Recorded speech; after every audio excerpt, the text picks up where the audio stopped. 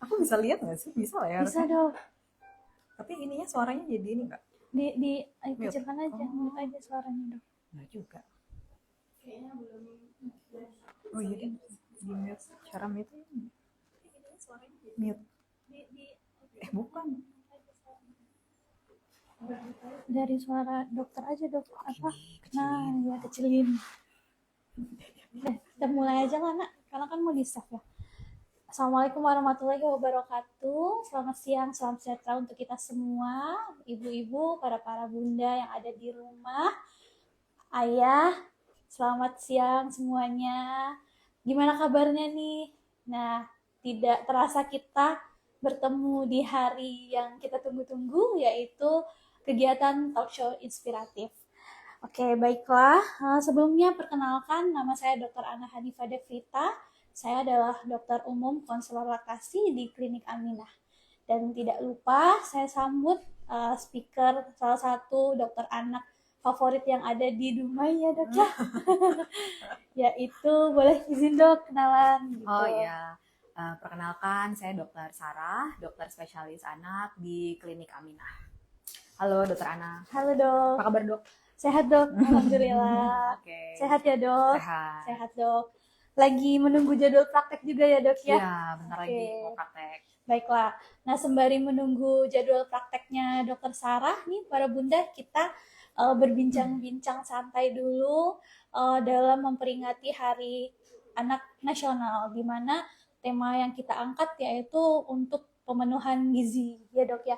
Jadi nanti mungkin kita akan membahas tentang seputar gizi anak dan apa perlu yang bunda boleh tanyakan, silakan gitu. Jika ada pertanyaan boleh dilampirkan di kolom Q&A yang tertera di live Instagram kita.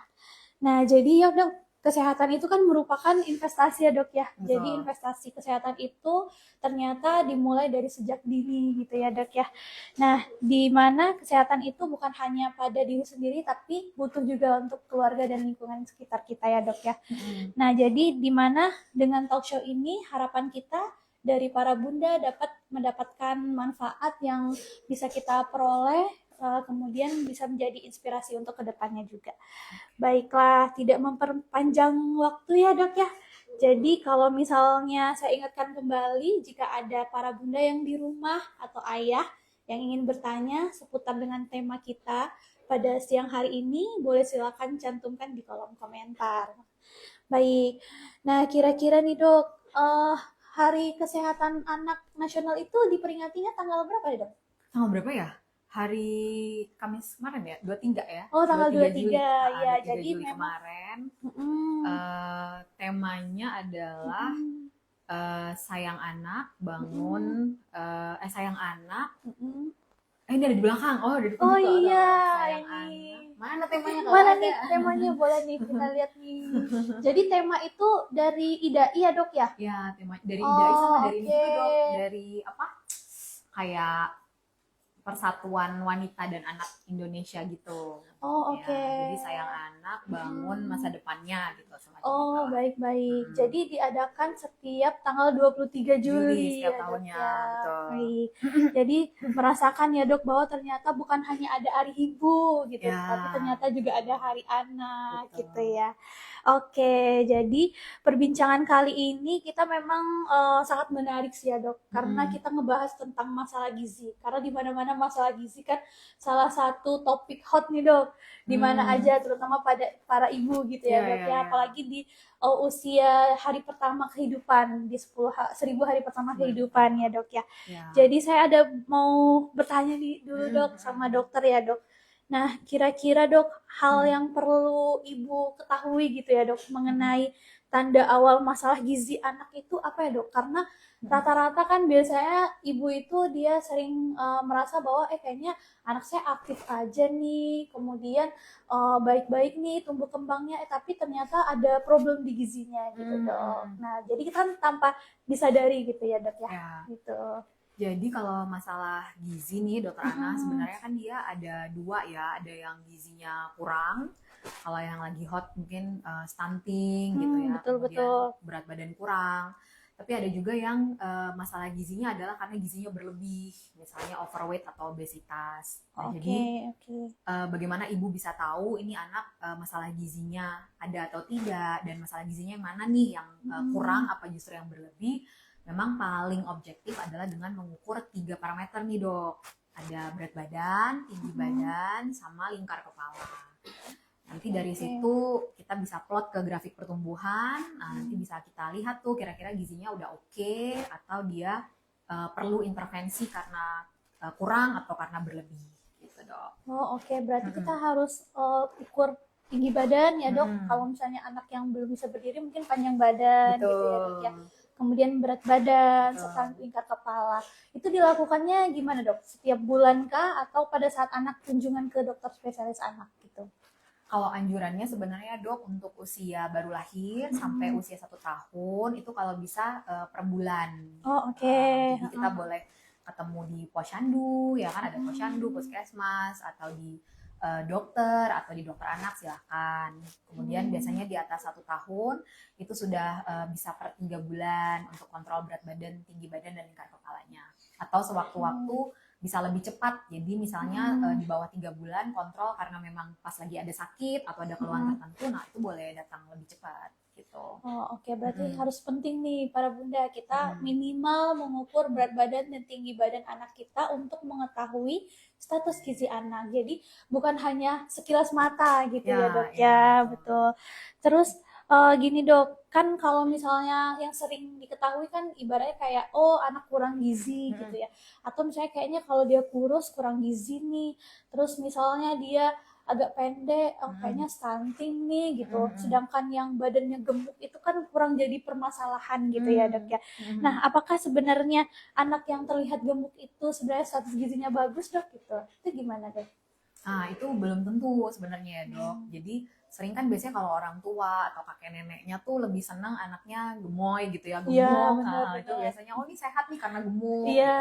Pasti bagus nih status gizinya. Pasti gitu. Bagus nih, pengennya pada gemuk-gemuk gitu anaknya. Nah tapi sebenarnya enggak. Jadi kalau dia gemuknya, kalau di kurva pertumbuhan nih dok untuk anak dengan WHO ya, jadi di bawah 2 tahun itu, kalau kurvanya sudah di +1 ke atas, itu sebenarnya kita sudah masuk potensi gizi lebih. Jadi namanya potensi gizi lebih.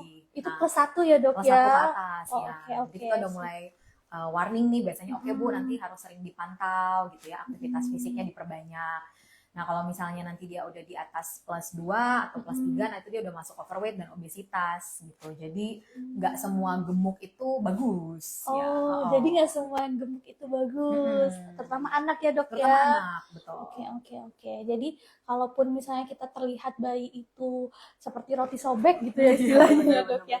Jadi sebaiknya tetap kita plotting ke kurva KMS-nya atau WHO-nya gitu ya dok ya. Apakah memang status gizi anak ini sesuai nih dengan kenaikan berat badan per bulannya? Karena kalau misalnya anaknya gemuk dan overweight bahaya juga kan dok untuk kedepannya. Ya, dia akan mengganggu perkembangan juga. Terus kalau overweight dan obesitas itu dia erat kaitannya dengan penyakit tidak menular, misalnya kayak penyakit jantung, diabetes gitu. Benar-benar. Makanya di zaman sekarang karena mungkin banyak yang junk food, suka manis-manis, anak yang usia kategori anak misalnya 15 tahun pun bisa juga terkena diabetes ya dok ya. Bisa. Usianya muda-muda sekarang ya dok ya malah ya. Hipertensi juga. Oke, sip. Berarti sebaiknya tetap nih di plotting ya para bunda ya. Oke. Nah, kira-kira dok kalau kita bahas tentang soal makan dok, kan kalau soal makan tuh kan paling banyak tuh trikinya, kesulitannya. Nah gitu. Gimana kita bisa membedakan anak yang susah makan dengan kondisi anak yang gangguan gizi? Jadi misalnya gini dok, kalau misalnya anak yang ada gangguan gizi, apakah dia susah makan, atau anak yang gizinya baik pun juga ada resiko akan susah makan gitu? Oke, jadi kalau susah makan ini berarti masuknya mungkin ke feeding problem ya dok. Iya, jadi betul, masalah makan ya. Ya, jadi masalah makan ini tuh sebenarnya kayak lingkaran setan gitu dok. Jadi kalau dia jadi paling sering kan memang yang menyebabkan kenapa dia gizinya bermasalah itu kan biasanya karena problem makan nih, feeding problem, problem dalam pemberian makan. Nah, ketika dia gizinya kurang, dia akan rentan untuk terkena banyak sakit nih kan, infeksi, atau dia gizi berlebih juga kadang ada penyakit-penyakit lain yang kena. Nah itu juga mempengaruhi anak ini jadi gampang rentan sakit, dan bisa dibayangkan kalau anak sakit tentu makannya akan lebih bermasalah. Betul, gitu. betul. Jadi dia muter-muter di situ aja nih dok. Nah, jadi nafsu makannya kurang, ya. tubuhnya nggak fit gitu ya dok. Jadi mempengaruhi status gizinya yang makin jelek. Makanya kadangan kebanyakan para bunda ngasih tahu nih, bulan ini kayaknya BB anak saya seret. Oh ternyata setelah dievaluasi sering sakit gitu ya dok ya. Jadi kadang tuh seretnya dilihat dulu kan, misalnya anaknya memang lagi sakit atau gimana, atau memang dia lagi tumbuh gigi jadi lagi malas makan gitu. Oh jadi bisa juga ya dok ya kalau tumbuh gigi jadi malas makan? Bisa, ada beberapa anak yang mungkin karena rasa nyerinya ya dok ya, nyeri atau nggak nyaman, nah dia jadi kayak lebih seneng memilih makanan-makanan tertentu. Jadi misalnya pengennya yang keras-keras dan dingin gitu. Makanan sehari-harinya dia jadi nggak mau, biasanya gitu. Berarti kalau anak tumbuh gigi boleh dok makan es? Nah, kalau tumbuh gigi itu sebenarnya di beberapa penelitian pemberian makanan atau minuman yang suhunya dingin, nah itu membantu memberikan rasa nyaman di gusinya.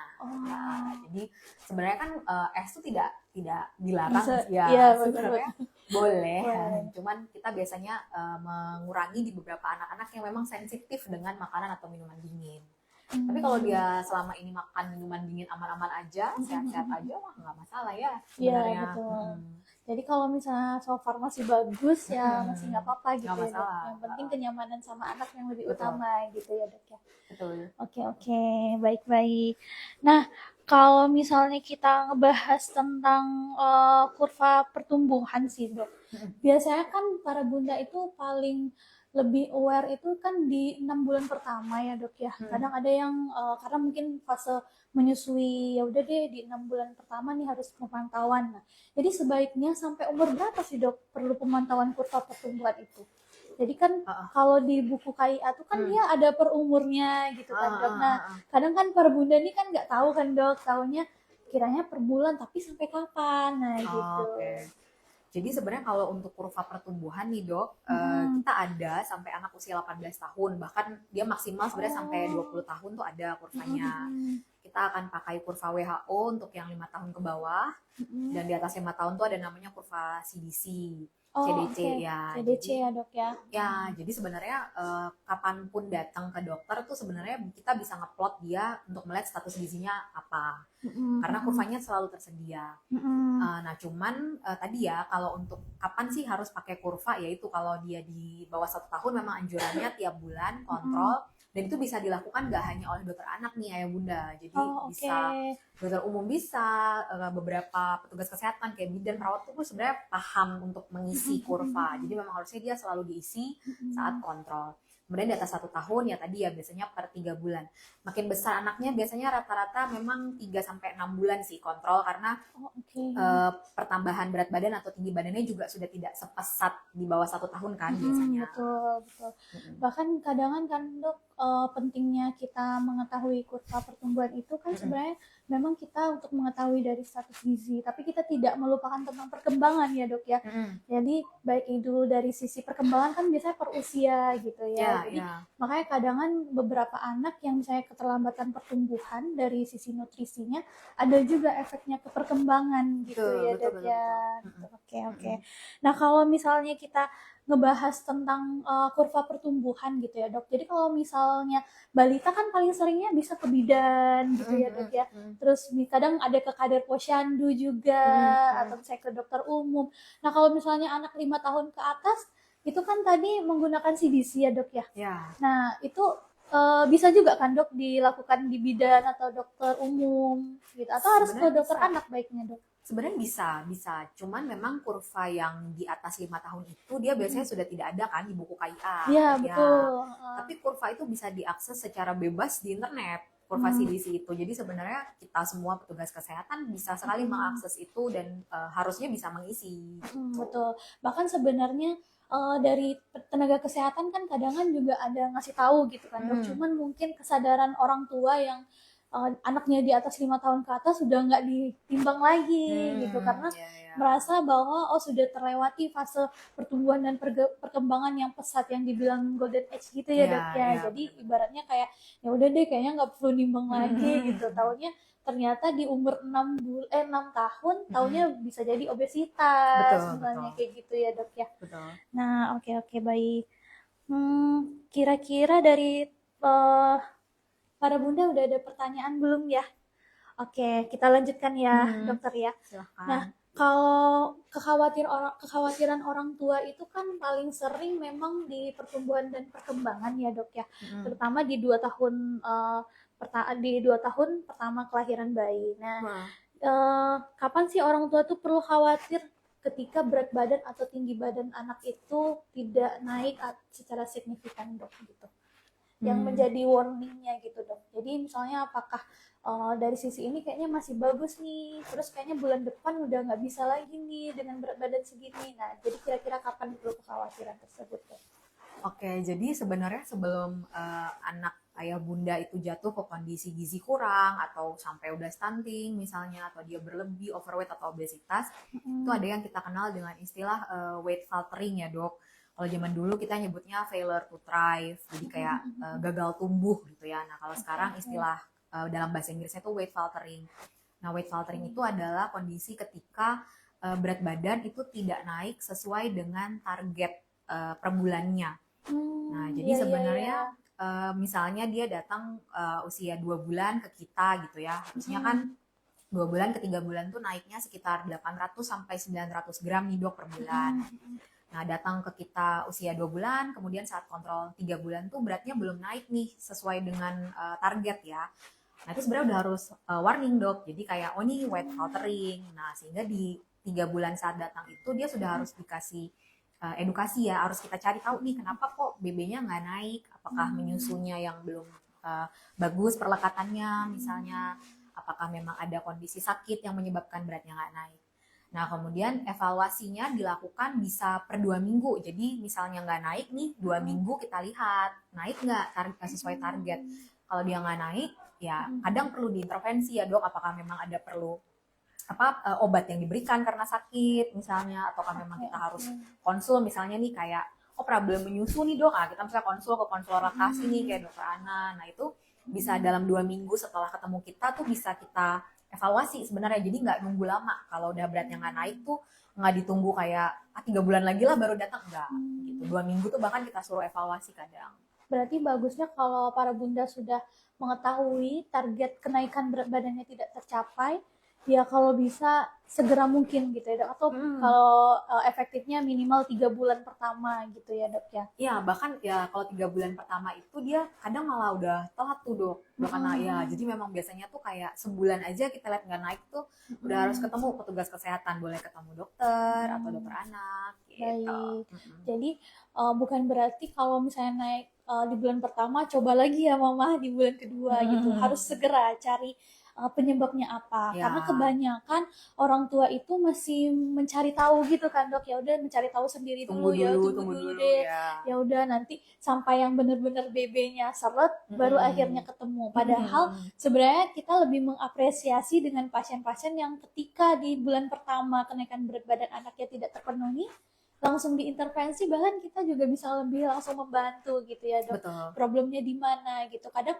bahkan paling sering itu di fase awal bayi kelahiran di bulan-bulan pertama paling sering karena proses menyusunya gitu ya dok. Betul. Apakah efektif atau tidaknya. Kemudian dia tadi dari dokter bilang pelekatannya gitu ya. Betul. Oke, jadi kalau misalnya ada kondisi tertentu yang memang perlu segera, boleh silakan bunda, boleh ke dokter umum atau ke dokter anak supaya tidak terlambat gitu, karena memang setiap bulannya anak akan terus tumbuh dan berkembang. Harusnya gitu begitu ya. Gitu ya dok ya. Oke.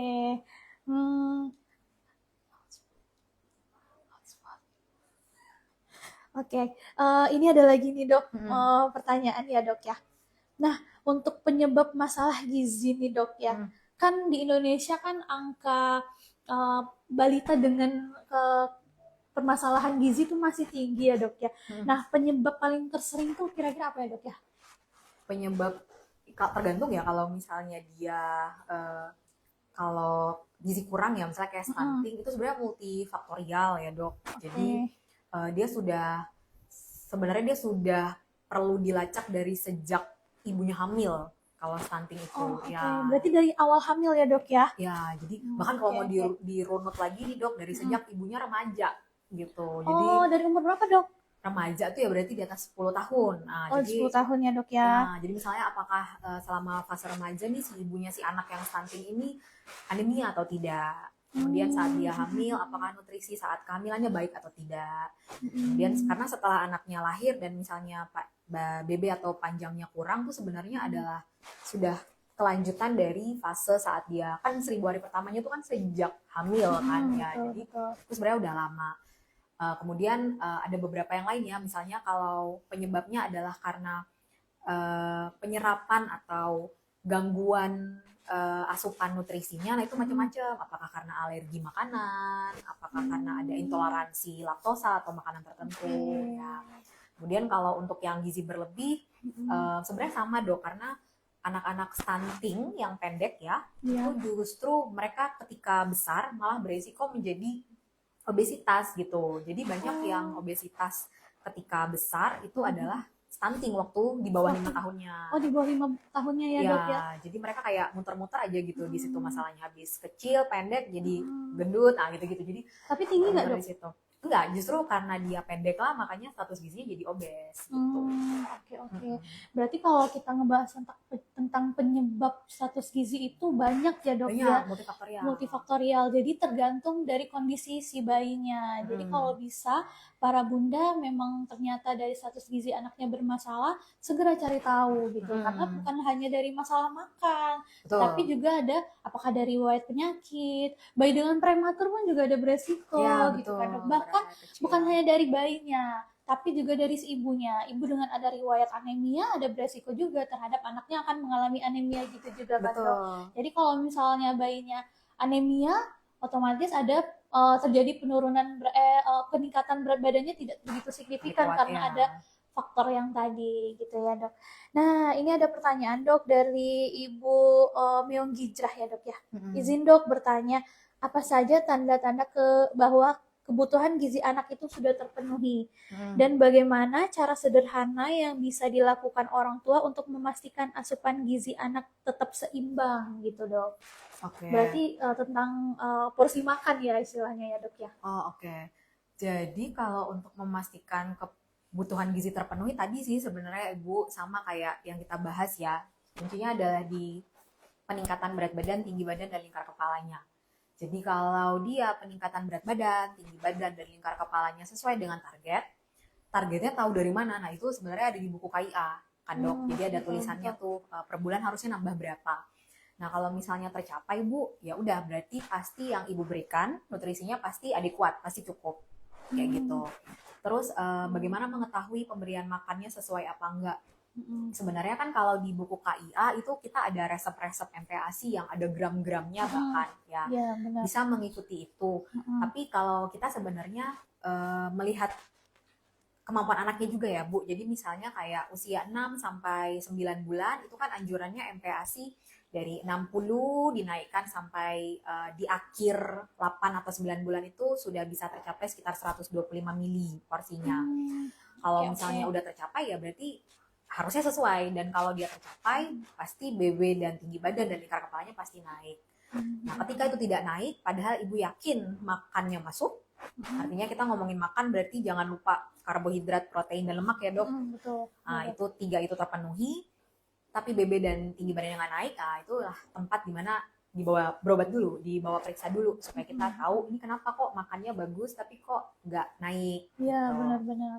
Kadang kan mungkin kalau ibunya paham nih dengan pembacaan buku KIA lebih jelas kan dok berapa kebutuhan karbohidratnya, kemudian protein dan lemaknya. Kadang problemnya ketika ibunya sudah menimbang ternyata ada di anaknya gitu, ada yang anaknya susah nih makannya atau tidak habis. Jadi kalau misalnya dok aturannya kan porsi makan paginya sudah sesuai nih dengan takaran gitu, ternyata tidak habis.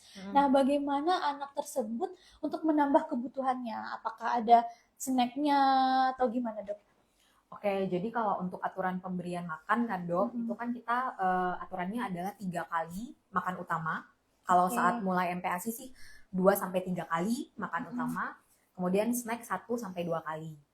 Nah, jadi mungkin ini akan erat kaitannya juga dengan jadwal pemberian makan ya dok, atau yang kita kenal dengan feeding rules. Jadi makan antara jarak antara makan dan pemberian susu itu kalau bisa dikasih jarak 2 sampai 3 jam.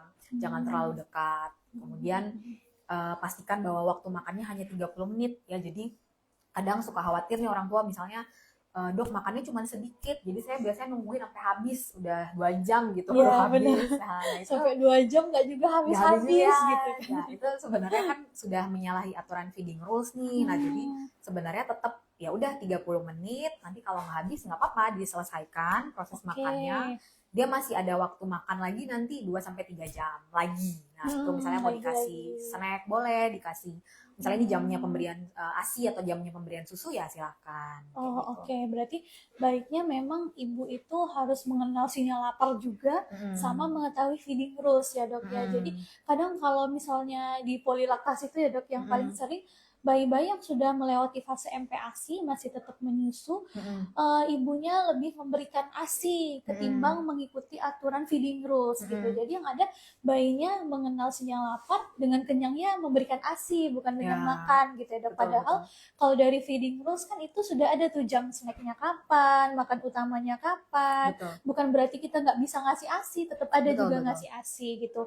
Makanya selalu ya dok ya perlu kita kasih tahu juga, edukasi sama ibu bahwa kalau misalnya kondisi makan ternyata sudah lebih dari waktunya, sebaiknya dihentikan, boleh kita ganti dengan snack gitu ya dok ya. Dan karena MPASI itu adalah makanan pendamping ASI, jadi boleh ASI itu sebagai ya pendamping gitu ya dok ya, bukan yang utama lagi kayak 6 bulan pertama gitu ya dok ya.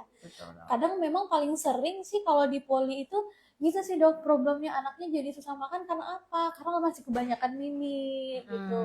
Jadi fase laparnya itu ibaratnya kayak ya udah dia nenek dulu nih yang diminta kalau lapar gitu ya. Jadi anaknya udah keburu kenyang, disuruh makan udah nggak mau biasanya. Iya benar-benar gitu ya bunda ya. Jadi kalau misalnya dari porsi makan, nah perlu diperhatikan, baca lagi nih buku KIA-nya ya dok ya. Karena kalau bisa buku KIA-nya jangan dianggurin gitu, karena memang banyak banget informasi yang ada di sana. Apalagi yang dari keluaran terbaru kan ya dok. Sudah lebih lengkap, makin tebel. Terus tuh di situ pun juga ada referensi nih menu-menu apa aja, karena kan beragam. Ada barcode-nya kan dok untuk menilai resep MPASI gitu. Jadi kita boleh menginformasikan juga ke para bunda ataupun teman-teman lain yang nggak tahu, jadi makin tahu oh ternyata buku KIA itu banyak nih manfaatnya. Betul. Gitu. Oke. Udah paham ya Bu ya. Oke. Gini sih dok, mau ada lagi nih pertanyaan. Nah, seberapa besar sih dok pengaruh pola makan yang ada di keluarga terhadap status gizi anak? Jadi misalkan nih terutama dengan anak yang udah 1 tahun ke atas, karena kan kalau 1 tahun ke atas kan harapan kita anak itu kan makan bersama keluarga ya dok ya. Gitu. Seberapa besar pengaruhnya ya dok? Jadi sebenarnya kan anjuran kita masuk juga dalam aturan makan ya, dalam feeding rules itu makan itu tanpa distraksi.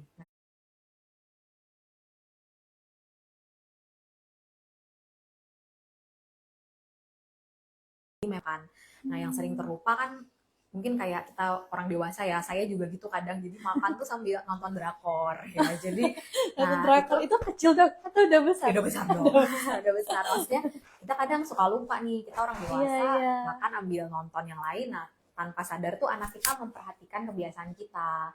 Benar-benar. Ya, jadi kalau kita memang ingin menerapkan aturan makan atau pola makan yang baik, ya memang ketika jam makan ya semua keluarga duduk di meja makan dan tidak ada distraksi. Jadi nggak boleh nih ada TV sambil nyala gitu ya, terus ada HP juga sambil nyala atau buka HP di atas meja gitu. Nah, itu nggak boleh, karena tadi ya distraksi makan itu juga sering sekali menjadi penyebab problem makan di anak gitu. Anaknya jadi nggak mau makan, banyakan tutup mulut. Nah, itu salah satunya karena distraksi lebih disuapin aja, kayak ditontonin dari beberapa keluarga gitu. Padahal sebenarnya efektifnya kita makan ya bersama keluarga yang lainnya. Bahkan itu benar ya dok ya, ternyata setelah saya alamin kalau ketika kita makan di meja makan, melihat orang tuanya lahap dan si anak tuh meniru gitu ya dok ya. betul. Dengan apa yang tindakan kita lakukan Betul. gitu. Jadi kalau misalnya ibaratnya kayak jalan-jalan, makannya itu salah satu bentuk distraksi juga ya dok ya. Iya, karena Ambil memang anaknya harus jalan nih gitu. Ya, itu kita nggak, kalau bisa sih tidak dibiasakan dari sejak mulai MPASI supaya nanti nggak kesulitan pas udah agak gede dikit gitu. Bener-bener. Ini dok ada pertanyaan ya dok ya dari Ibu Novita Sari. Dok izin bertanya, bagaimana jika BB anak di masih garis normal tapi kenaikan BB hanya 100 gram. Oh, artinya tidak terpenuhi ya dok ya. Anaknya sekarang umur 10 bulan gitu. Oke. Jadi 10 bulan kan harusnya tuh 300 ya dok per bulan ya. Jadi 9 ke 10, 10 ke 11, 11 ke 12 harusnya 300 gram nih Bu Novita tadi namanya. Iya, Ibu Novita. Ya, jadi kalau misalnya nggak terpenuhi, pertama Ibu lihat dulu, satu, apakah penimbangannya sudah benar. Jadi apakah memang penimbangannya dengan alat yang sudah benar. Karena ada juga kadang nimbangnya berdua ya, yang model kita gendong dulu, karena mungkin anaknya rewel ya, jadi gendong berdua, nanti dikurangi dengan berat badan ibu, nah itu kadang tidak valid ya. Jadi idealnya kalau di bawah 2 tahun ya memang timbangan bayi itu ya didudukkan gitu bayinya. Itu yang pertama. Yang kedua, ibu harus lihat dulu nih problemnya di mana, apakah memang asupannya yang kurang. Jadi misalnya makannya banyak, tapi apakah banyaknya ini sudah sesuai dengan kebutuhan anak usia 10 bulan. Misalnya kayak protein itu yang kita anjurkan kalau di atas 9 bulan ya dok, itu kurang lebih ya, misalnya kalau pakai telur, itu adalah 1 butir telur ayam dan 1 butir telur ayam dan sekitar 1 potong hati. Oh, atau 1 potong butir berapa hati. gram kira-kira tuh? 1 potong hati ayam tuh berapa gram ya? Sekitar 30-an ya, 30-an Oh, jadi gram. 1 potongnya itu ya Tapi dok untuk ya? 3 kali makan ya dok. Oh, ya, okay. Bukan 1 kali makan ya. Okay, Jadi 1 butir telur ayam dan 1 potong hati. Atau kalau mau pakai ikan, misalnya ikan 30 gram, ikan kembung plus 1 telur ayam. Itu usia 9 sampai 1 tahun itu. Jadi misalnya makannya banyak, tapi ternyata proteinnya cuma 1 telur doang buat sehari. Nah itu pasti banyak, tapi banyaknya apa dulu nih? Kalau banyaknya sayur, nah tentu beratnya dan tinggi badannya tidak akan bagus naiknya. Kemudian Ibu Novita juga perlu melihat apakah anaknya memang dalam kondisi kebutuhan nutrisinya sedang meningkat. Misalnya nih anaknya lagi sakit, lagi demam, lagi batuk pilek atau muntah mencret. Nah itu juga menyebabkan kebutuhan nutrisinya butuh lebih banyak. Nah jadi yang biasanya makannya cukup untuk badannya, tapi kali ini dia lagi sakit, dia butuh dia butuh nutrisi yang lebih banyak. Gitu. Jadi perlu dilihat dulu nih dok, dia kenapa ya kok beratnya nggak naik, karena emang asupannya yang kurang atau karena memang kebutuhannya lagi meningkat karena sedang sakit. Oh, oke. Berarti sebaiknya memang Ibu Novita ketika ada keluhan anak seperti itu dicari tahu nih penyebabnya apa. Jika anaknya sehat-sehat saja dalam artian tidak sakit, bisa jadi kemungkinan asupannya yang tidak terpenuhi gitu ya dok. Jadi lebih baik kita menambah protein ya dok ya, atau karbo juga double protein juga. Boleh double protein, tapi jangan lupa karbohidrat ya dok. Jadi tetap prinsipnya sih karbohidrat, protein dan lemak. Kalau makan MPASI di anak itu dia lebih fokus ke karbo, protein dan lemak. Sayur dan kemudian kayak buah itu hanya sebagai tambahan untuk anak mengenal rasa, tapi tidak perlu banyak pemberiannya. Baik. Terus kalau istilah kayak 1 butir 1 telur, nah itu apa tuh? 1 butir 1 butir 1 butir 1 telur gimana ya itu ya? 1 hari 1 butir telur gitu ya dok. Nah itu apakah berlaku di fase MPASI dok? Kan biasanya pernah tuh quote-quote juga pernah mungkin para bunda juga pernah dengar kalau bisa si anak itu diberikan 1 hari ya 1 telur gitu. Nah 1 butir telur per hari itu dia berlaku untuk anak usia 6 sampai 8 atau 9 bulan itu. Oh, hanya itu ya, Hanya Dok? itu, Oh, ya. jadi bukan sampai 2 tahun gitu ya, Bukan. Dok ya? Jadi di atas 9 bulan tuh kebutuhannya udah lebih. Jadi misalnya kalau dia emang pengen telur ya berarti nggak cukup cuma satu tuh, akan bertambah. Oke. Gitu. Dan apalagi kalau misalnya anaknya sakit ya. Jadi misalnya Heeh. 6 sampai 8 atau 9 bulan tapi Mm-mm, misalnya mm-mm. udah terdiagnosis stunting nih, Dok, di usia Betul. segitu gitu ya. Mm-mm. Itu kebutuhan proteinnya akan lebih banyak. Gitu. Oh, jadi semakin ya tetap ya, Dok ya, semakin Tetap. bertambahnya umur, Makin banyak makin banyak kebutuhannya Ya. gitu. Oke. Ada lagi nih, Dok, ternyata pertanyaan dari Ibu Anggra ini gitu. Dok, anak saya umur 6 bulan nih, sudah fase MPASI ya, Bu ya. Nah, tapi pupnya kadang 1 minggu sekali. Itu normal tidak ya, Dok ya? Tapi kondisi perut bayi tidak buncit, tidak kembung, dan anaknya juga aktif. Pupnya sebenarnya tidak keras gitu, cuman ya jarang aja sih, lebih jarang gitu ya, Dok ya. Oke, itu kira-kira gimana, Dok? Normal atau tidak? Ya, terima kasih Bu Anggra ini pertanyaannya. Ada usianya nggak ya, Dok? Nggak ya? Usianya sekarang Cuman 6 bulan. Oh, 6 bulan. 6 bulan, Dok. Ya, jadi kalau 6 bulan ini Ibu Anggra ini kan dia baru mulai nih MPASI-nya. Nah, di usia 6 sampai 9 bulan itu sebenarnya kan kebutuhan MPASI dia hanya memenuhi kalori 25% dari kebutuhan total kalori, itu MPASI. 75%-nya itu masih ASI. Nah, di situ ada keterangannya nggak ya, Dok? Anaknya ASI apa SUFOR? ASI full? Sepertinya belum ada infonya sih, Dok. Cuman hanya sudah memulai MPASI nih.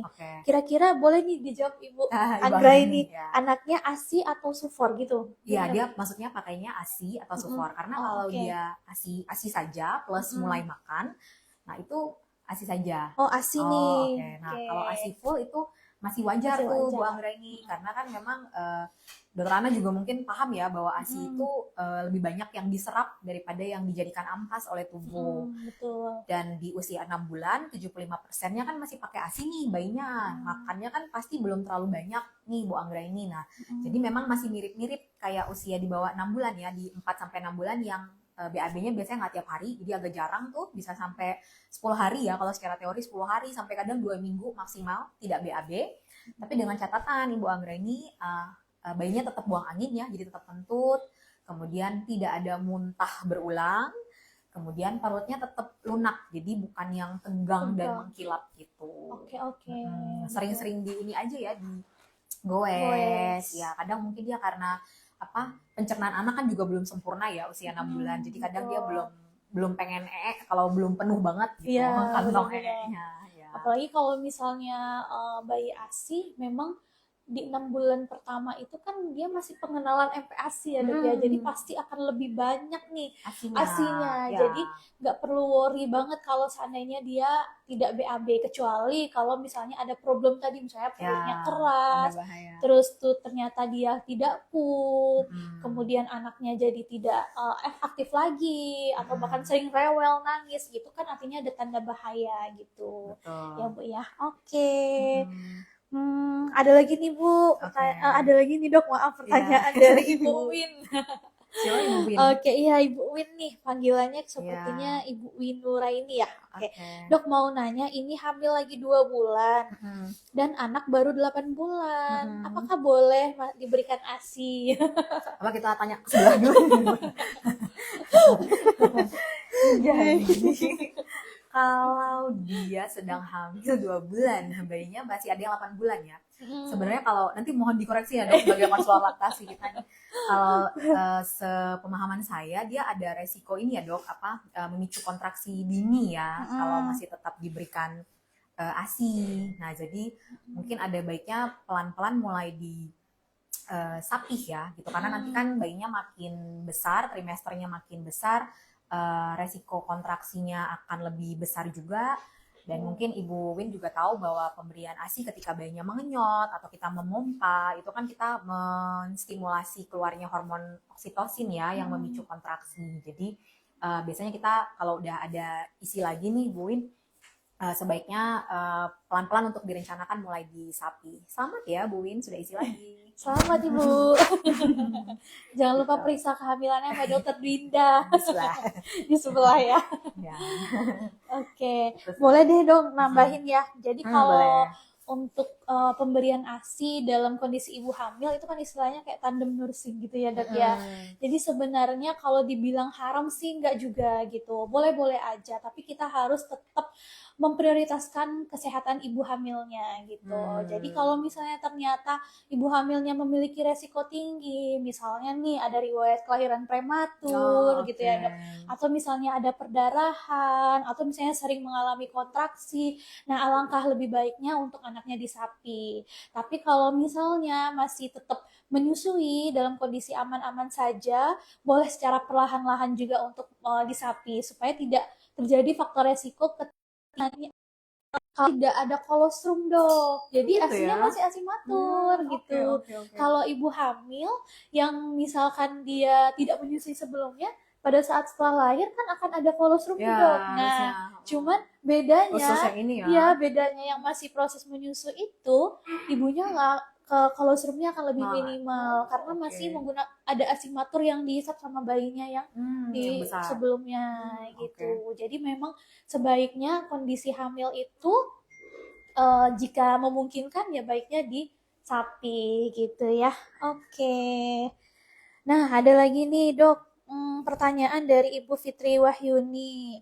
Dok, izin bertanya, anak saya umur 2 bulan, full ASI, dan BB tiap bulan naik 1 kilo. Apa perlu diselingin minum vitamin lain nggak, Dok? Nah, ini juga ngaruh kan, Dok, dengan ibaratnya pertanyaan para bunda yang sering menanyakan kalau misalnya anak saya susah makan atau BB seret, perlu nggak ngasih vitamin? Kalau ini sih kayaknya bagus ya, Dok, kenaikan BB-nya. Nah, gitu.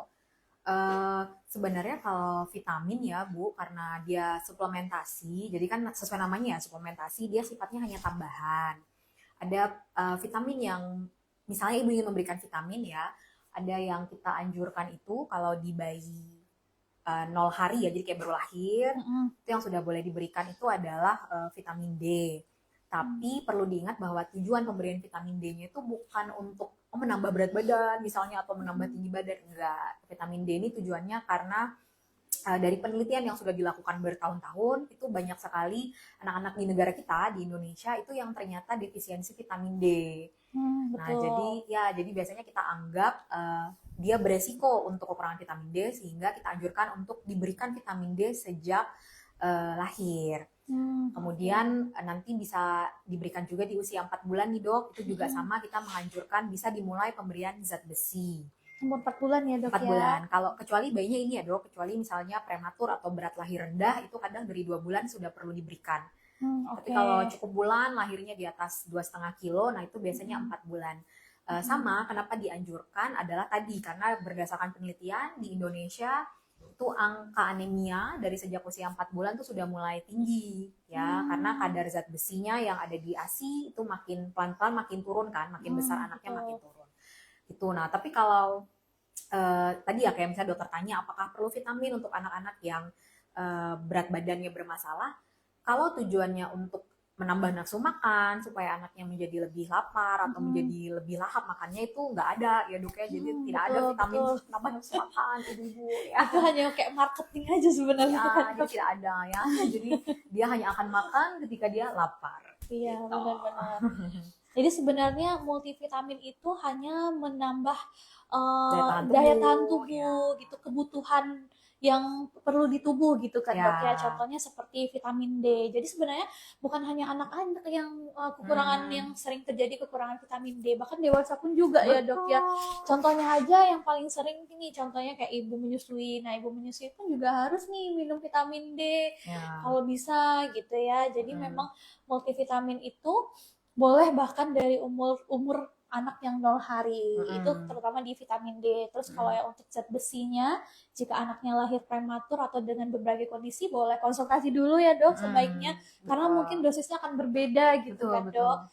Terus nanti kalau udah 4 bulan dengan kondisi bayi yang normal, boleh nih dikasih, contohnya kayak ibu ini kan ibu Fitri nih anaknya bagus nih normal, boleh nih dikasih vitamin D dan zat besinya nanti di umur anak 4 bulan ya dok ya. Oke. Nah ini dok ada lagi nih pertanyaan dok. Jika bayi 10 bulan takut ketemu dan menangis di ketemu orang sih mungkin kayaknya ya dok ya. Apa ada ngaruh nggak dok dengan perkembangan atau gizinya ya dok? Oke, jadi perkembangan dan gizi kan sebenarnya ini dua hal yang berbeda tapi jalan bareng nih. Kalau misalnya untuk perkembangan di usia 10 bulan sebenarnya cukup wajar kalau anak merasa takut dengan orang yang tidak dikenal. Karena memang dia di usia 6-7 bulan itu memang dia harusnya sudah mengenal ini ayahnya, ini ibunya ya. Meskipun belum bisa ngomong ya ayah ibu, tapi dia udah mengenal oh ini ayahnya, ini ibunya. Bau ayahnya seperti ini, bau ibunya seperti ini. Jadi kalau dipindah tangan ke orang lain yang belum pernah dia lihat, ya pasti dia rewel. Iya, bener, nangis dulu gitu ya, nangis Dok, ya. kejar. Dan itu nggak apa-apa. Nah, tapi kalau ditanyakan apakah itu berpengaruh ke gizinya, ya belum tentu ya. Maksudnya kalau gizi itu pembahasannya adalah lebih ke berat badan sama tinggi badannya sama lingkar kepalanya bagus apa enggak gitu. Jadi tergantung nih Pak, berat badan dan tinggi badan sama lingkar kepalanya bagus atau tidak. Betul, gitu. betul. Ya. Jadi memang sebenarnya kalau kondisi bayi itu lebih ke simulasi ya Dok, sama pembiasaan habitnya gitu ya. Jadi adaptasi bersama lingkungan gimana, kemudian antar keluarga bagaimana. Jadi memang kalau fase awal anak yang takut terhadap orang lain di sekitar dia mungkin itu salah satu hal yang wajar gitu. Tapi seiring kita pengenalan mungkin akan lebih terbiasa gitu ya Dok ya. Betul. Oke. Ini ada lagi nih Dok. Kalau misalnya ini kayaknya agak lebih berbeda ya Dok ya, tapi nggak apa-apa nih dari Ibu Uin lagi nih. Kalau misalnya bayi umur 8 bulan tapi ubun-ubunnya masih denyut belum keras, nah itu gimana Dok? Bagus atuh ibu masih berdenyut. Justru kalau keras saya yang pusing. Nggak apa-apa, dia berdenyut, dia masih bisa berdenyut, masih bisa teraba gitu ya sampai usia maksimum tuh bisa kita tunggu 18 bulan atau sampai 2 tahun Bu. Karena berdenyut itu artinya kan memang ubun-ubunnya belum menutup nih Dok. Betul. Karena kan dia masih harus berkembang nih otaknya, lingkar kepalanya. Nah jadi memang ibu biasanya akan merasakan dia berdenyut karena ibu bisa meraba, jadi seolah-olah ibu bisa meraba pembuluh darah di kepalanya. Di otaknya. Nggak masalah sih Bu, yang penting ubun-ubun berdenyut ini tapi tidak disertai keluhan lain ya, misalnya anaknya lagi diare, misalnya lagi muntah-muntah, nah kemudian ubun-ubunnya kok jadi kayak cekung, nah itu tanda yang lain ya Dok, mungkin dehidrasi. Tapi kalau anaknya aktif-aktif aja, happy-happy aja, BB tinggi badan oke, masih berdenyut nggak apa-apa Bu, sampai 2 tahun biasanya baru nutup ubun-ubunnya. Berarti masih normal ya Bu ya. Oke. Tadi yang untuk Ibu Fitri berarti nanti nunggu 4 bulan aja ya. Jadi kalau untuk vitamin tadi dari Dokter Sarah sampein zat besi. Iya, zat besi umur 4 bulan dan vitamin D boleh dari sejak lahir ya Bu ya. Oke. Ada lagi nih Dok izin bertanya dari Ibu Mega. Nah, bayi saya umur 7 bulan, nggak suka makan bubur, sukanya bertekstur gitu, tapi jadi sembelit. Nah, itu gimana? Berarti ibaratnya kayak cepet banget naik teksturnya ya Dok ya, nggak sesuai dengan umur. Nah, itu gimana nih Dok? Oke, jadi kalau untuk usia 6 sampai usia 8-9 bulan kan memang teksturnya itu masih saring, kemudian ibu bisa naikin dikit ke puree. Jadi kayak bayanginnya kayak buah yang agak dihancurin gitu. Ya betul. Ya, jadi nggak harus bubur halus banget kok Bu. Dia boleh agak naik ke puree.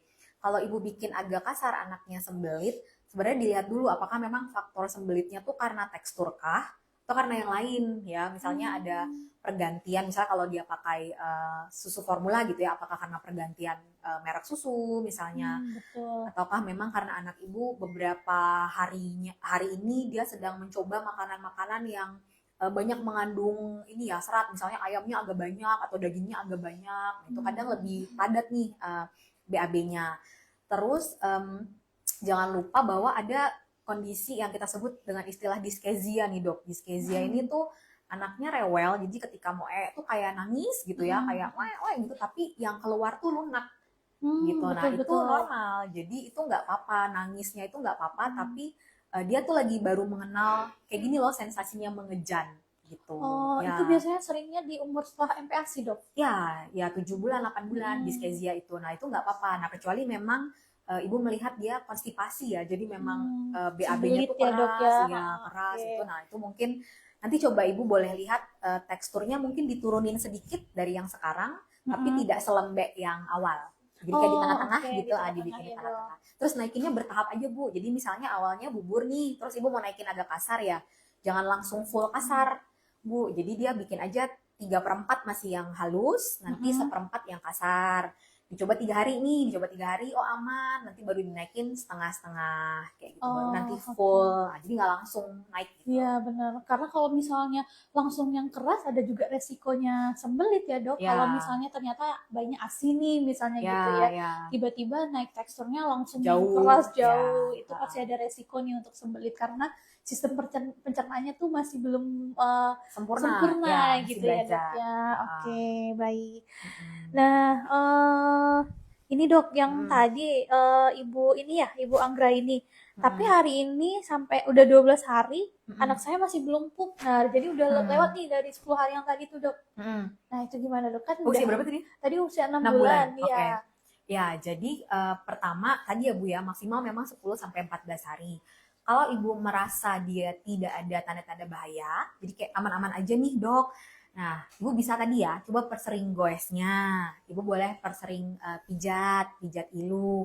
Kemudian ibu boleh coba mengenalkan memberikan serat atau buah-buahan yang biasanya membuat lebih lunak nih, misalnya kayak pepaya kayak gitu. Nah, kalau misalnya nanti ragu, jadi ibu misalnya ragu nih normal nggak ya, bahaya nggak ya, coba dibawa periksa dulu ya. Jadi supaya kita bisa dengar suara ususnya, kita bisa lihat apakah memang kembungnya parah banget atau enggak gitu. Iya betul. Makanya lebih bagus bawa berobat kan dok kalau kalau khawatir, udah khawatir gitu. Aja. Jadi ibunya nggak worry lagi nih, bisa sambil dicari tahu penyebabnya. Oke. Nah, dari Ibu Cahyani nih dok, izin bertanya, anak saya tidak suka makanan yang MPHC homemade, lebih suka sportif. Nah gimana sih tuh dok? Ya nggak apa-apa sih Bu. Jadi, anaknya udah umur 8 bulan. Ya nggak apa-apa sih sebenarnya. Fortifikasi itu juga tidak melulu tidak baik ya. Sebenarnya kan definisi MPASI fortifikasi itu adalah MPASI yang memang sudah dihitung ya, justru kebutuhan kandungan mikro dan makronutriennya justru sudah terhitung gitu ya. Yang penting MPASI yang ibu berikan memang masih mengikuti aturan, ada namanya Kodeks Alimentarius dari WHO dok. Jadi kita ada aturan harusnya MPASI itu nggak boleh ada pengawetnya, nggak boleh ada tambahan-tambahan yang berbahaya gitu ya. Asal mengikuti itu ya nggak masalah, itu satu. Kedua, nggak apa-apa Bu, ibu tetap memberikan selang-seling aja, karena biasanya akan ada waktunya di mana anak itu akan bosan dengan rasa MPASI yang sama. Nah jadi nggak apa-apa nanti dikenalkan bergantian.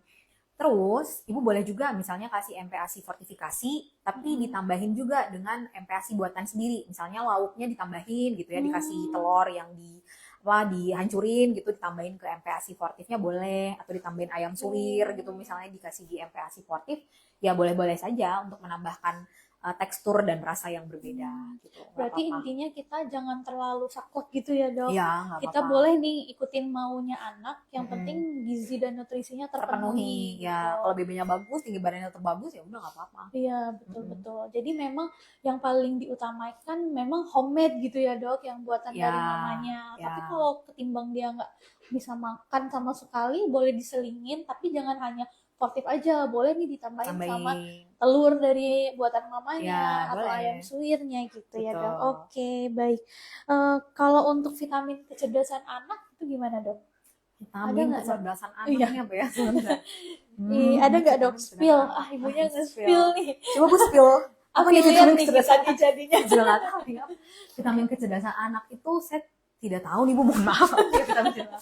Kalau yang ibu maksud adalah DHA dan omega 3, nah itu lebih ke untuk perkembangan otak ya. Tapi kalau untuk sampai saat ini nih dok, itu kalau dari kami, Ikatan Dokter Anak Indonesia, belum ada guideline yang mewajibkan pemberian DHA atau omega 3 ke anak. Tapi dia memang tidak berbahaya. Jadi kalau ibu-ibu ingin memberikan silakan saja, cuman tidak masuk dalam guideline yang wajib gitu. Untuk meningkatkan kecerdasan anak itu sebenarnya lebih ke tadi ya, balik lagi pastikan bahwa karbohidrat, protein, lemaknya terpenuhi dan stimulasinya adekuat sesuai usia. Gitu. Oke. Jadi sebenarnya nggak yang wajib banget gitu kan dok? Nggak masuk di kewajiban. Ibaratnya kalau memang sudah terpenuhi dari makan, ya sebenarnya udah oke gitu kan ya dok ya. Jadi nggak yang harus melulu nih perlu gitu ya tambahan. Oke. Ada lagi nih dok, wah rame. Wah, alhamdulillah anakku cocok di ABCC dengan Dokter Sarah. Yeay. Yeay. Terima kasih Bunda. Terima kasih Bunda. Boleh nih kalau ada ini permasalahan bayinya konsul dan berobat langsung sama Dokter Sarah. Tapi kalau bisa kita ketemunya jangan pas sakit ya. Iya, boleh nih Bu. Ketemu Jadi pas sehat aja. betul. Jadi paling sering nggak tahu nih Dok, ibu-ibu itu ketemu dokter anak anggapannya hanya sakit gitu. Padahal sebenarnya ada poli sehat dan poli sakit ya Dok ya. Jadi nggak cuma hanya sakit aja Bu. Jadi kalau misalnya ingin screening tumbuh kembang bisa juga ya Dok ya. Terus imunisasi bisa ya Dok. Terus misalnya mau curcol cerita itu ke dokter anak. Dokter anak. Atau ke Aziza tuh. Jadi kalau untuk intinya tumbuh kembang boleh nih ya Dok ya. Oke. Boleh Dok. Oke sip baik. Jadi kalau untuk pertanyaan lain nih Dok tentang prebiotik. Apakah perlu dikasih prebiotik soalnya dikasih buah nggak mempan Dok, pupnya tetap keras. Wah gimana? Oh oke. Jadi kalau mungkin yang dimaksud pro ya? Sepertinya iya. Karena kan ibu itu masih bingung ya Dok, yang mana prebiotik, yang mana probiotik. Jadi yang dengarnya hanya biotik belakangnya, jadi ya apa yang nangkep gitu kan. Padahal istilahnya beda kan Dok, kan Dok, pre dan pro itu beda. Boleh Dok jelasin? Jadi kalau misalnya pro, jadi kalau pro itu kan mungkin si bakterinya tuh langsung bakteri baiknya. Kalau pre itu adalah substrat buat dimakan sama bakteri baiknya. Nah, jadi kalau anaknya konstipasi, problemnya tadi susah ya. Ya, keras Dok. Konstipasi gitu ya. Sebenarnya kunci utama dari BAB keras itu Bu adalah air putih. Jadi kebutuhan air putihnya pastikan terpenuhi dulu. Misalnya kayak usia 6-8 bulan tuh kan udah minum air putih tuh pas MPASI. Anjurannya kan sekitar 100-115 mili per hari. Nah, itu harusnya naik bertahap dari 6-8 bulan. Selain pastikan air putihnya tercapai, pastikan juga tadi ya kebiasaan untuk goes, terus pijat ilu. Nah, itu boleh dilakukan supaya menstimulasi ususnya gerak. Jadi dia BAB di saat waktunya BAB. Kemudian tekstur disesuaikan. Kemudian yang keempat, ibu bisa misalnya memberikan buah-buah tertentu yang mempermudah dia untuk BAB ya. Biasanya yang banyak kandungan air kayak pepaya, alpukat juga boleh. Dan ada beberapa anjuran memang kita mengurangi dulu yang bikin BAB-nya agak padat, kayak misalnya salak atau pisang gitu. Nah yang terakhir ibu bisa memberikan bantuan dengan pemberian probiotik gitu ya. Pro berarti ya Dok ya? Ya probiotik. Kalau prebiotik itu soalnya makanannya, jadi misalnya kayak yogurt, nah itu tuh dia sebenarnya ada kandungan prebiotiknya. Nah tapi kalau mau memberikan probiotik yang bakterinya ya boleh-boleh saja. Tapi tetap kunci utama supaya BAB-nya lancar tuh balik ke yang tadi ya, air putih, tekstur makanan, kebiasaan goes atau pijat, kayak gitu. Kadang air putih itu mungkin jadi sedikit ibu tuh sering kasih gitu Dok. Misalnya nih bayinya masih ASI atau ada pemberian support, terus dilanjutkan dengan fase MPASI. Bahkan pemberian air putihnya itu setelah selesai makan. Padahal sebenarnya di sela yang tidak waktu makan pun juga boleh kan Dok. Karena memang sudah ada kebutuhan harian. Kalau ada nggak Dok kebutuhan harian untuk minum air putih anak itu berapa liternya? Ada, kalau tadi ya misalnya kayak 6-9 bulan tuh sekitar 100-115 mili. Nanti dia naik kalau udah di atas itu 120-250 gitu. Kita bisa menghitung juga berdasarkan berat badan gitu. Tapi itu nggak langsung ya Dok, jadi nggak 6 bulan langsung kayak harus 120 habis. Rata-rata paling sekali makan tuh 3-4 sendok makan sekali makan. Iya benar-benar. Jadi tinggal dikali 3 kali makan tuh berapa. Iya. Yang penting tetap ya ada. Biar nggak seret. Biar nggak seret. Kalau kita batuk nih nanti. Iya benar. Oke, gitu ya Ibu Mega. Ada lagi nih Dok pertanyaan dari Ibu Anggi. Kayaknya pertanyaan saya ditutup aja nih. Ibu-ibunya pada banyak nanya nih. Nggak apa-apa. Izin bertanya Dok, anak saya small eater. Sekarang udah mau 8 bulan. Tapi sekali makan hanya 30 mili maksimalnya. Itu aman nggak ya Dok? Small eater nih Dok, pasiennya. Anaknya 8 bulan ya? Iya benar. Sekali makan 30, oke. Jadi kan kebutuhannya mungkin harusnya udah naik bisa ke 60-80 ya. Kalau udah di 8 bulan. Nah kalau misalnya small eater Bu, itu kuncinya sebenarnya volume kecil tapi sering. Nah tapi seringnya ini juga tetap jangan menyalahi feeding rules. Nah jadi biasanya ibu bisa memberikan makan di jam snack. Jadi kan snack 2 kali nih tadi Bu, makan utama kan 3 kali. Nah itu Ibu ganti jadi makan. Jadi artinya ada 5 kali nih Ibu kesempatan untuk memberikan makan. Itu satu. Kedua, Ibu bisa menaikkan menaikkan kepadatan kalorinya. Jadi misalnya cuma bisa 30 mili, tapi nanti sudah ditambahkan 8 bulan itu kan sudah mulai ke pure atau campur-campur cincang kasar-kasar gitu kan. Ibu bisa nambahin, misalnya pastikan tiap makan itu selalu ada lemak. Misalnya selalu ada tambahan butter, tambahan mentega, keju kalau nggak alergi, atau minyak. Jadi kayak makanannya ditumis-tumis, digoreng-goreng supaya ada tambahan minyak.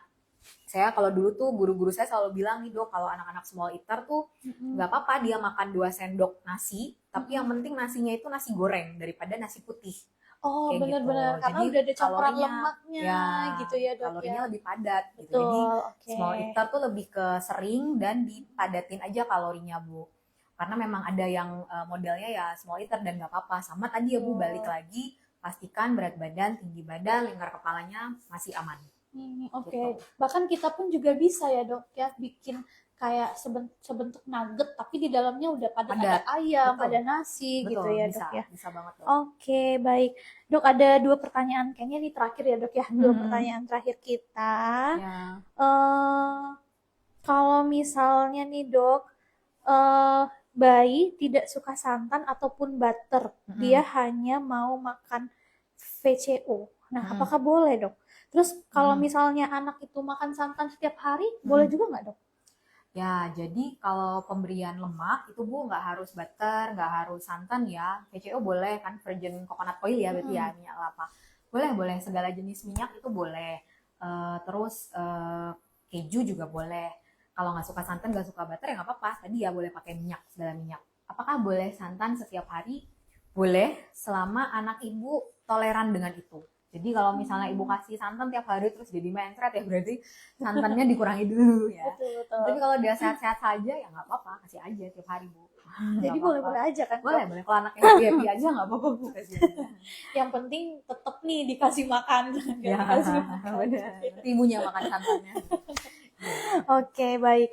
Ini pertanyaan terakhir nih dok. Dari Bu Fitri. Maaf Bu dok mau nanya. Anak saya baru imunisasi DPT 1, tapi bekas suntikannya masih bengkak udah 11 hari. Nah itu gimana dok? Normal atau tidak? Di luar ini sih dok ini. Oh iya, nggak apa-apa. DPT ya kalau bengkaknya itu ibu merasa sudah 11 hari tidak makin besar, jadi ukurannya segitu-segitu aja, terus tidak makin merah atau jadi berubah warna, misalnya jadi biru atau jadi gelap, itu nggak apa-apa Bu. Jadi pemberian vaksin DPT salah satu kipinya atau kejadian ikutannya adalah memang bengkak di lokasi penyuntikan. Itu bisa berlangsung lama ya dok, jadi bisa menetap di situ sampai berbulan-bulan. Dan nanti biasanya kalau memang itu hanya karena KIPI, karena kejadian ikutan pasca imunisasinya, biasanya akan makin mengecil. Cuman agak lama Bu, jadi nggak apa-apa ditunggu aja. Yang penting ibu melihat dia tidak makin besar, anaknya tidak demam, jadi bengkaknya masih ada, tapi dia udah nggak demam, happy-happy aja, nggak apa-apa. Ditunggu aja, nanti biasanya mengecil sendiri. Oke, baik. Dok, pertanyaan terakhir nih dok dari saya. Apakah kebiasaan mengkonsumsi cemilan itu berpengaruh terhadap masalah gizi anak dok? Karena pernah saya baca bahwa ternyata penggunaan cemilan terutama yang banyak mengandung MSG itu kan dok direkam nih sama otak si anak. Nah disitulah yang menjadi faktor pemicunya anak itu jadi susah makan makanan yang bergizi terutama gitu dok. Nah apa itu berpengaruh ya dok ya? Gimana? Ya, jadi kan cemilan tuh kan sebenarnya bahasa Inggrisnya kan snack ya dok. Dan snack itu kan kita masuk ke dalam jadwal makan sebenarnya. Jadi cemilan itu kan boleh diberikan. Tetapi memang kenapa kita menganjurkan cemilannya tentu dilihat-lihat nih cemilan yang mana gitu ya. Sebenarnya karena tadi bayi itu gampang banget merekam rasa. Jadi kalau dia sudah terbiasa dengan rasa yang gurih, yang umami gitu ya, yang banyak gurih-gurihnya, tentu ketika dia dikasih nasi yang mungkin rasanya lebih hambar, dia pasti lebih memilih si kerupuk yang umami ini ya. Makanya sering banget datang ke saya, anak saya susah makan dok, makan kerupuk nggak Bu? Makan sih dok. Ya udah, gitu karena dia lebih suka rasa yang gurih gitu. Benar-benar. Jadi nggak apa-apa, MPASI itu bahkan kalau saya menganut yang boleh dikasih gula dan garam, tapi tidak banyak gitu. Jadi tetap sesuai dengan kebutuhan sehari-hari ya, tidak boleh banyak. Cemilannya juga boleh dikasih gula dan garam, tapi tadi tidak banyak. Jadi kenalkanlah segala macam jenis makanan supaya anaknya tidak jadi suka sama satu jenis makanan tertentu saja. Betul. Jadi Gitu. boleh aja ya dok, Boleh. selagi itu tidak dalam kategori banyak atau berlebih gitu, Ya, sesuai dengan tetap cari yang takarnya. sehat juga cemilannya Betul, ya, yang betul. bersih. Gitu. Betul, jadi memang boleh dikasih anak snack. Kalau misalnya ibunya buat sendiri juga nggak Lebih apa-apa, bagus, lebih ya. bagus. Tapi kalaupun perlu snack yang cemilan yang gurih, memang salah satu faktornya anak tuh jadi agak males sih sebenarnya kan seringnya gitu kan, karena Ya. mungkin rasa gurihnya tadi. Gitu. Kita aja lebih suka yang gurih kan. Iya betul. Bahkan Gitu. jadinya kita jadiin cemilan sambil makan nasi gitu kan. Ya. Cuman yang namanya anak lagi fase bertumbuh, jadi sebaiknya kita mengajarkan yang baik ya dok ya, sambil membatasi. Oke, udah nggak terasa nih dok, udah mau masuk jadwal prakteknya dokter Sarah nih, para bunda gitu. Nanti mungkin kapan-kapan ya. Kira-kira sebagai closing statement nih dok. Nah, boleh dari mana aja nih yang boleh dokter sampaikan ke para bunda dan ayah yang sedang menonton? Ya, jadi ayah bunda yang penting adalah untuk mengenali masalah gizi anak lebih dini. Tadi ya sudah kita bahas panjang lebar. Jangan lupa untuk selalu usahakan ke posyandu rutin ya, untuk cek berat badan, tinggi badan, dan lingkar kepala. 3 itu jangan lupa, supaya kalau nanti ketemu masalah bisa dirujuk lebih cepat, ketemu dokter anaknya lebih cepat, kita juga lebih mudah untuk memberikan intervensi. Ya, karena semakin cepat ketahuan masalah gizinya, semakin gampang kita untuk mengatasinya. Itu saja dari saya. Terima kasih ya dok ya atas waktunya. Sama-sama, sangat bermanfaat sekali. Amin. Dapat insight baru nih bagi para bunda, bahkan rekan-rekan yang ada di sini pun juga mendapat insight baru gitu. Jadi bisa mengenal ternyata fase pertumbuhan anak itu banyak ya dok, bukan hanya dari segi nutrisi dan sisi yang lainnya gitu, bahkan kompleks. Jadi kalaupun misalnya ke poli anak itu bukan hanya yang sakit saja, tapi juga boleh dalam kondisi yang sehat gitu ya dok ya. Ada satu pertanyaan. Oke. Paling nanti kalau misalnya ada yang kelewat, nanti mungkin di next event lah ya dok ya. Terima kasih ya para bunda sudah mengikuti live talk show kita di hari ini. Semoga apa yang disampaikan sama dokter Sarah itu sangat bermanfaat, kemudian bisa kita aplikasikan. Jika ada kekeliruan atau khawatir terhadap anak bunda yang bunda alami, boleh langsung konsul ke Poli Dokter Sarah di AWCC. Kaswa juga. Ada dokter Kaswa juga di AWCC. Pagi, kalau pagi-pagi bisa ketemu dokter Kaswa nih. Iya, betul. Jadi kalau pagi bisa ketemu dokter Kaswa di AWCC, kalau misalnya siang atau malam ya dok ya, bisa ketemu dokter Sarah. Jadi AWCC dokter anaknya full nih, pagi ada, siang ada, malam ada. Nah silakan ke AWCC aja. Terima kasih, kita tutup ya talk show kali ini. Sekian, mohon maaf jika ada kesalahan. Assalamualaikum warahmatullahi wabarakatuh. Sampai jumpa. Terima kasih dokter Ana. Terima kasih dokter Sarah. Sama-sama. Selamat.